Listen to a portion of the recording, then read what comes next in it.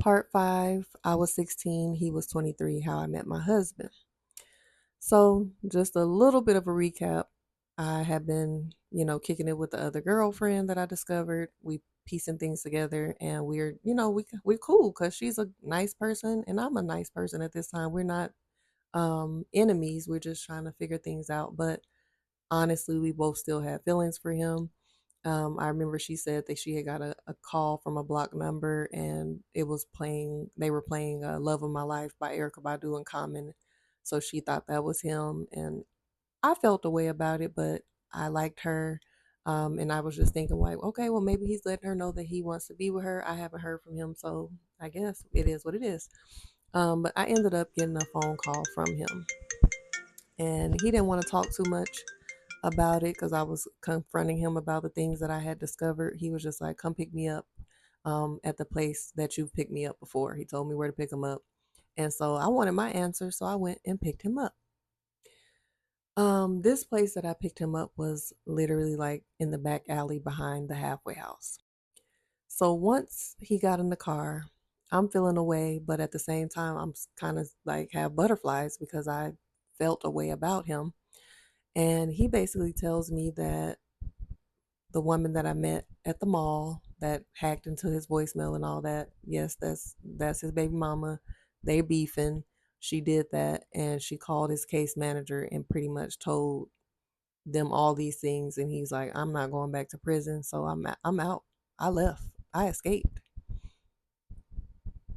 So I didn't know it, but I was driving him away from escaping from the halfway house. Now, the statute of limitations is way past this, so I'm not incriminating myself. And again, I didn't know. So, um, yeah. So I picked him up and we talked a little bit. Um, and he basically was just like, well,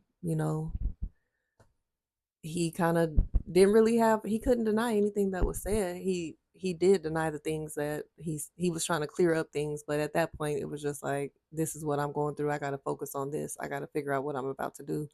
And he had me drop him off at the baby mama's house that put me out the car. So after that, I did not hear from him for over a month.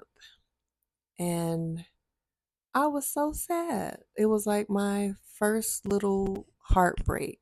Um, I was supposed to be concerned about getting good scores on the ACT or the SATs or whatever test you take during that time and focusing on what I was going to do after college or after high school.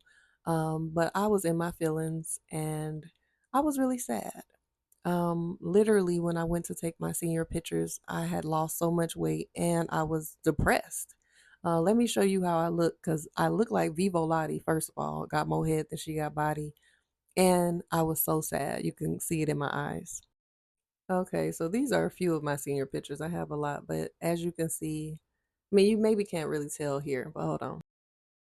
As you can see, super tiny. I was always a slim girl, but I was like way tinier than I normally am. And you can see I look sad in the face. Forced smile, big head, little neck, little body, head ass. But yeah, I was sad during my senior pictures thinking about him. So again, no contact for over a month. And then one day I finally got a phone call from him. He had told me that he had to leave town. He was telling me about things that were going on when he was out of town, and basically said that he was on his way back and wanted me to pick him up from the Greyhound station. So, as much as this was another opportunity for me to be minding my 17-year-old business, I instead got excited about it, was started looking forward to seeing him.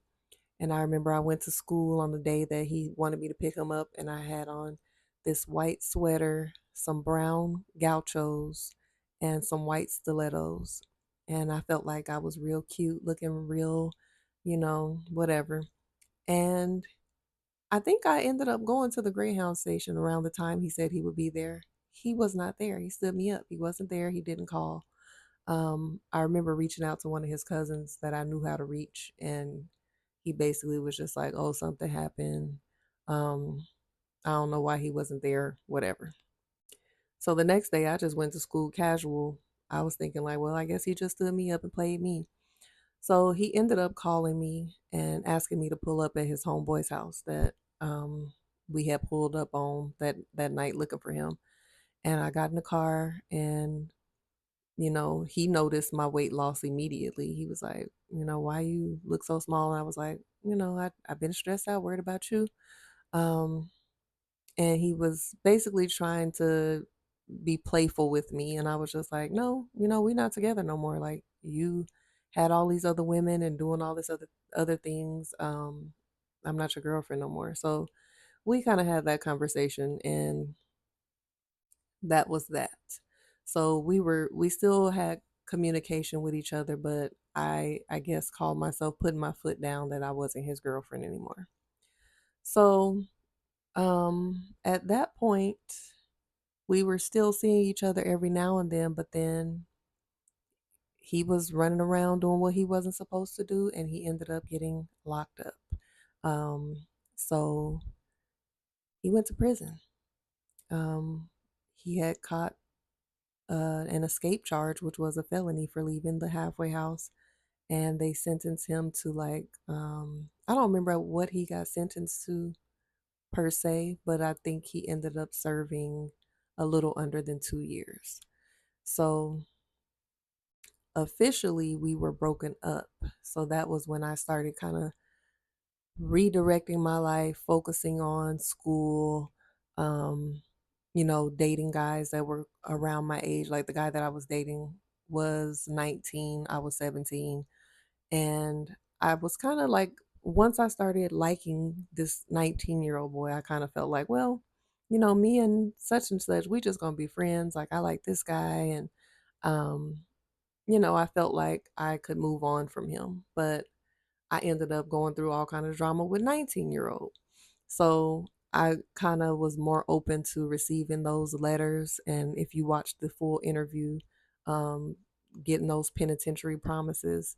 Um, but for the most part, through the rest of my senior year, like we would talk and write letters, but we weren't official. Um, and I was talking to 19-year-old until that summer, and then I started talking to somebody else later on that year.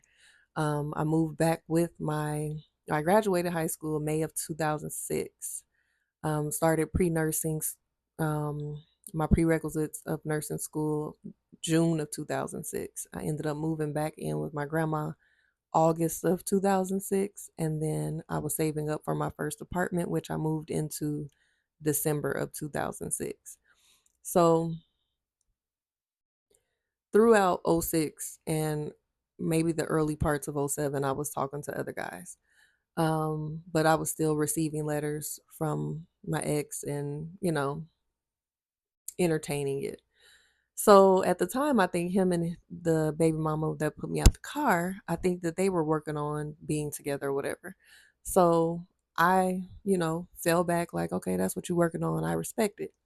But then she ended up writing him a Dear John letter. She was just like, because I think he had a longer sentence than what he actually served. So she was like, by the time you get out, our daughter is going to be, way older. I'm moving on with my life. So once she did that, it kind of opened things up for him. And then at the time, I wasn't talking to anybody. So we decided to start talking more seriously then.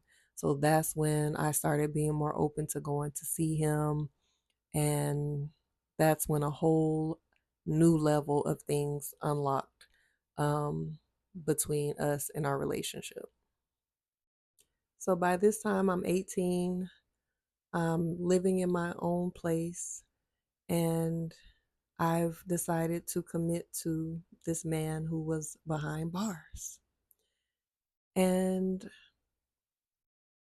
I was getting in that car, riding up and down that highway, going to see him. And yeah, a lot transpired. Being a prison girlfriend was very interesting. Um, I'll have to tell you the story of how one of the prisoners showed up to my house.